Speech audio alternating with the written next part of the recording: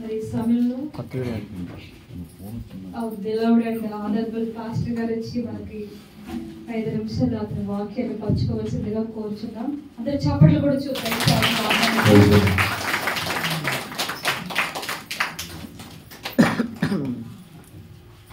తెలియజేస్తున్నాను. మరొక 20-25 నిమిషాల్లో మరి పిల్లలు చిన్న డ్యాన్స్ ప్రోగ్రామ్ ఒకటి చిన్న నాటుకోట వేస్తూ ఉన్నారు. దయచేసి మీరు అందరూ సిద్ధపడి ఉండండి. మరి బయట పెడదామని చూసాము. మరి వర్షం అప్పటి వరకు వర్షం రాలేదు. మీరు బాగా ప్రార్థన చేశారు అనుకునే సమయంలో మళ్ళా వర్షం వచ్చింది. నిజంగా ఎంతమంది ప్రార్థన చేశారు చెప్పండి.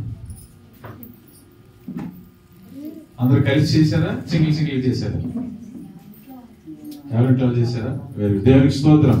అందుకే పెద్ద వర్షం రాకుండా చిన్న వర్షం వచ్చింది. ఇంకా పెద్ద వర్షం వచ్చింది అనుకోండి, ఇక్కడ కూడా మనం కూర్చోడానికి అవకాశం ఇప్పుడు నిజంగా దేవుని యొక్క మహా ఉచితమైన కృప ఇంకా గట్టి పడుతుందేమో అనుకున్నాను, కానీ మరి చిన్న చినుకులతో తగ్గిపోయింది. ఏది ఏమైనప్పటికీ దేవుని చిత్తం ఎలా జరగాలి అలాగా జరిగింది. ఇవాళ 3 గంటల నుంచి ఇక్కడ తుఫాన్ ఎక్కువగా ఉందని నిన్న మీ పాస్టర్ గారు ఆ వార్తలు ఇందులో చూసి చెప్పారు. కానీ మీరు అందరూ ప్రార్థన చేశారు కాబట్టి దేవుడు మన ఇక్కడ క్షేమంగా ఉండడానికి ఈ ఆరాధన చేసుకోవడానికి దేవుడు గొప్ప మేలు మనకు దయచేశారు. అలాగే రేపు ఉదయం యథావిధిగా 7:30కి ఇక్కడ క్రిస్మస్ ఆరాధన ఉంటుంది. నేను ఇక్కడే ఉంటాను కాబట్టి మీరు కూడా త్వరగా వచ్చేసేయండి. ఎందుకంటే ప్రతి సంవత్సరం కూడా క్రిస్మస్ ఆరాధన మనం పెట్టుకోవట్లేదు.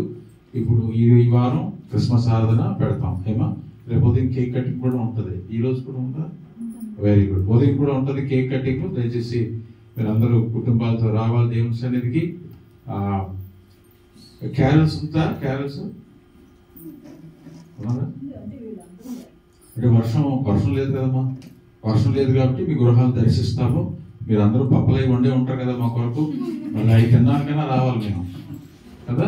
త్వరగా ముగించుకుందాం. మేము కూడా త్వరగా ముగించాలి. ఎందుకంటే వీళ్ళు కూడా మీరు దూర ప్రాంతాలకు వెళ్ళవలసినటువంటి వారు ఉన్నారు కాబట్టి త్వరగా ఈ కార్యక్రమాలు మనం ముగించుకొని ముందుకు సాగిపోదాం. ఈ సమయంలో మరి ఈ సమయాన్ని నాకు ఇచ్చినటువంటి శైలజకి నా హృదయపూర్వక వందనాలు.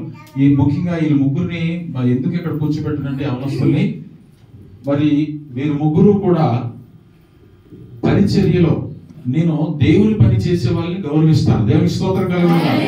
దేవుని వాక్యం బట్టి దేవుని వాక్యం ఏం చెప్తుందంటే ప్రభువు కొరకు ప్రజలను ఆయత్తపరచుడి. దేవునికి స్తోత్రం కలుగునుగా. దేవుని పని చేసేవాళ్ళంటే నాకు చాలా ఇష్టం అండి. దొంగతనంగా తప్పించుకునేలాంటి అసహ్యం. అదొందా?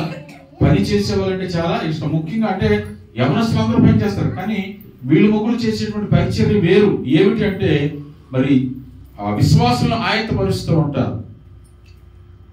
దేవుని వాక్యాన్ని నాతో పాటు పంచుకుంటూ ఉంటారు. అందుకనే వాళ్ళ ముగ్గురిని కూడా అక్కడ కూర్చోబెట్టడం జరిగింది. అలాగని మీరు అనుకోవచ్చు సేవకుడి కన్నా గొప్పవారా, లేకపోతే సేవకుడి కన్నా వాళ్ళు ఏమన్నా అంటే ఇంకేమైనా ఎక్కువ అని మీరు అనుకోవచ్చు. కానీ నిజంగా దేవుని సేవకుడితో పనిచేసేటువంటి వారు యేసుప్రభువు నా తోటి సహోదరులు. దేవునికి స్తోత్రం కలుగుతుంది. అందుకనే వారిని గౌరవించాలనే ఉద్దేశంతో అక్కడి నుంచి కూర్చోబెట్టాను. ఎందుకంటే వాళ్ళు చేస్తున్నటువంటి పరిచర్య చాలా ఎక్కువ.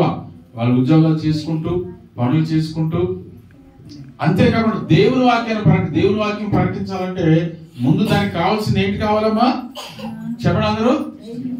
ధైర్యం కావాలి. తర్వాత దేవుని అభిషేకం కావాలి.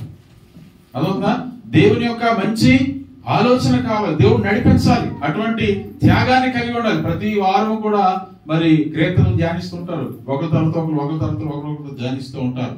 ధ్యానించాలంటే వారి జీవితాలు మార్చుకోవాలి, వారి కుటుంబాలు మార్చుకోవాలి, వారి బ్రతుకులు మార్చుకోవాలి, వారి ఎవరి జీవితం ఉన్నటువంటి ఆశలు విడిచిపెట్టాలి కదండి. దేవుని బలిపీఠం దగ్గరకు వచ్చి వాక్యం చెప్పడం అంటే మాటలా కదండి. దేవుని వాక్యం తెలియజేస్తుంది మీకన్నానట బోధించేటువంటి వారికి 2 శ్రమలు కలుగుతాయట. మరి అంతా వారు ఏం చేస్తున్నారంటే దేవుని కొరకు వారి జీవితాన్ని సమర్పించుకున్నారు. అందుకని ఈ రోజున వారిని అక్కడ కూర్చోబెట్టారు. దేవునికి స్తోత్రం కలుగుతుంది. వారి ముగ్గురు బట్టి దేవుని వందనాలు చేసి చప్పట్లు కూడా దేవుని వందనాలు చేస్తారు. ఇంకా ఇటువంటి యవనస్తులు మన సంఘాల్లో ముందుకు రావాలని నేను మనవి చేస్తున్నాను. నాకు పరిచర్య చేసేవాళ్ళంటే చాలా చాలా చాలా ఇష్టము. అందులోని ఈ సంఘంలో శైలజ ఇది తను కూడా పరిచర్యలో ఉంది, ప్రభు పరిచర్యలో. కాబట్టి నిజంగా ఆ కుమార్తెను బట్టి అలాగే ఇంకో కొంతమంది యవనస్తులు ముందుకు వస్తూ ఉన్నారు, జనార్దన్ వీళ్ళందరూ. మీరు కూడా పరిచర్యలోకి రావాలండి. పరిచర్యలోకి ఎవరు వస్తారో దేవుడు వారిని ప్రేమిస్తాడు. అదవుతుందా? దేవుని ప్రేమ వారి మీద ఉంటది. ఎందుకంటే వారి మీద ఎంతో మంది బురద జల్లుతూ ఉంటారు, ఎన్నో మాటలు మాట్లాడుతూ ఉంటారు. నాకు తెలుసు వెనకతలు ఎన్ని మాటలు అంటూ ఉంటారు. కానీ వీటిని అన్నింటినీ వేరు చేస్తూ భరిస్తూ దేవుని వాక్యాన్ని ముందుకు తీసుకెళ్ళమనేటువంటిది చాలా సాహసం. అదవుతుందా? కాబట్టి వారి కొరకు, వారి కుటుంబాల కొరకు ప్రార్థన చేయండి. మరి అలాగే సేవకుడు కుటుంబం ప్రతిరోజు పనిచేస్తారు. నాతో సహకరించి సేవలో పాలుపంపులు పొందుతున్నటువంటి వారి కుటుంబాల కొరకు మీరు అందరూ కూడా ప్రత్యేకంగా ప్రార్థనలో జ్ఞాపకం చేసుకోండి. ఇది ఇవాళ మరి మొత్తం ఈ యొక్క పరిచర్య ఈ రోజు ఇక్కడ జరిగే ఆరాధన అంతా మరి ఈ అమ్మాయికి అప్పగిస్తానని చెప్పాను. అందుకే ఆ అమ్మాయి కూడా సిద్ధపడి వచ్చింది. మరి చివరి వరకు కూడా తనని నడిపిస్తుంది. ఈ సమయంలో మరి ఆ అమ్మాయికి ఒక మైక్ ఇస్తున్నాను. ఒక్కసారి మరి మనందరం రెండు చేతులపై దేవుని కొనాలి చేద్దాం. హల్లెలూయా, హల్లెలూయా. 3 రోజులు 4 రోజులు తుఫాన్ వచ్చింది కదండి, ఇదంతా చెమ్మ వచ్చేసింది కదా. మరి ఈ రోజు చూడండి ఎంత చక్కగా ఉందో. అంటే మీరు అందరూ ప్రార్థన చేశారు, తెలుసో తెలియకో, కలిసో కలవకో, ఎవరికి వారు వ్యక్తిగతంగా ప్రార్థన చేసే ఉంటారు కదా. వర్షం పడుతుందన్న కానీ గుండెలో ఏమవుతుంది, ఉభయలు అంటారు కదా, అమ్మో ప్రార్థన చేసి ఇది వర్షం పడుతుందని. చేసిన వారి గురించి చెప్తున్నాను, చేయని వారి గురించి కాదు.